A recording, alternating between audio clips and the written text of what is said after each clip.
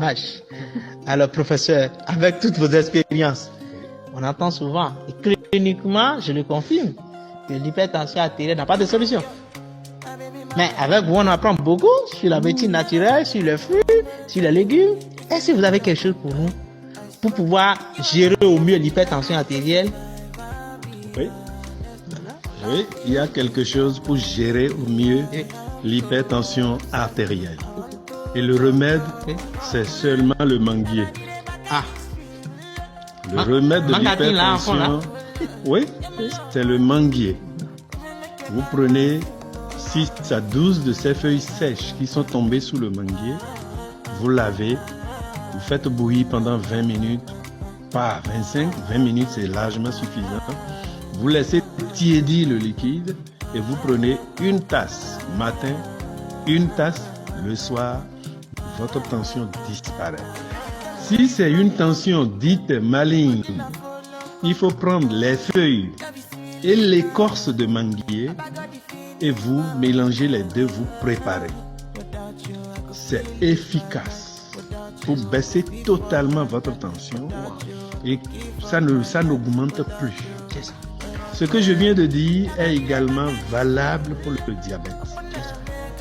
Qu'il soit de type 1 ou de type 2, oui. Vous faites cette recette, oui. Votre pancréas régénère. Wow. Professeur, est-ce qu'il y a un dosage donné? Est-ce qu'il faut aller, c'est combien de verres par jour? C'est 2 verres oui. par jour. Un le matin. Un verre matin, oui. Un verre le soir. D'accord, merci pas à exagérer. D'accord. Et il faut le faire pendant combien de temps avant d'espérer? Il faut faire ça pendant 30 jours. Oui. Pour le diabète, oui. C'est beaucoup plus délicat. Si vous prenez un verre matin, un verre le soir, le lendemain, vous dosez votre glycémie. Sinon, ça risque d'aller totalement en bas et vous allez être hypoglycémique. Ah. Et c'est pas bon. Donc, il faut le faire. Et ce n'est pas que ça. Pour le diabète, oui. Il y a le gombo. Le même gombo qu'on prépare là. Le même gombo que nous préparons, que nous mangeons. Sauce gombo, oui. Vous préparez ça, vous mangez midi, vous mangez le soir pendant une semaine. Faites ça si vraiment votre diabète atteint 3,50 g.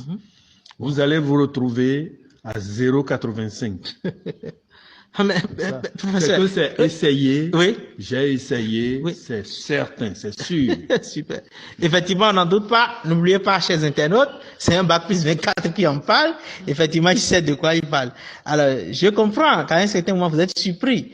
Et tout comme moi d'ailleurs, qu'il y a de ces recettes simples.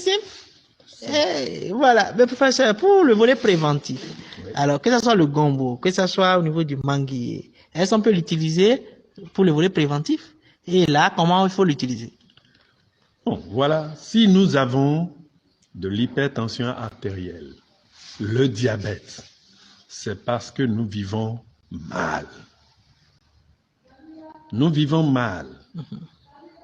Pour bien vivre, il faut se contenter de peu de choses et revenir aux règles premières. Oui. Supprimer le gras, oui. Pas beaucoup de sucre, oui. Pas beaucoup de sel. C'est ça. Et c'est bon. C'est ça. Mais si quelqu'un ne peut pas éviter ça ou que la personne est prise au dépourvu à un certain âge et qu'il ne faille plus devenir adolescent, oui. Je conseille seulement que cette personne se mette au pédjelécon. Pédjelécon. Oui. 6 à 10 brins. C'est ça. À faire bouillir. Oui. Si cette personne fait cette infusion, c'est un verre bambou le matin, oui. Un verre bambou le soir. Oui. À quoi ça sert? Oui. Ça sert à déboucher tous nos vaisseaux. Là.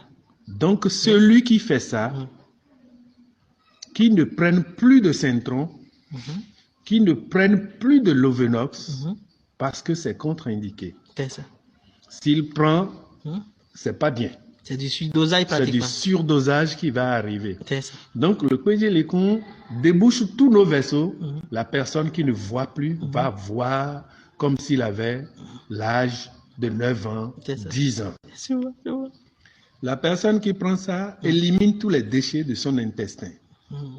La personne qui prend ça, Oui. donnez ça à votre enfant. Un verre matin, un verre le soir, au moins un adolescent. S'il avait l'habitude de faire épilepsie, il n'en fera plus jamais.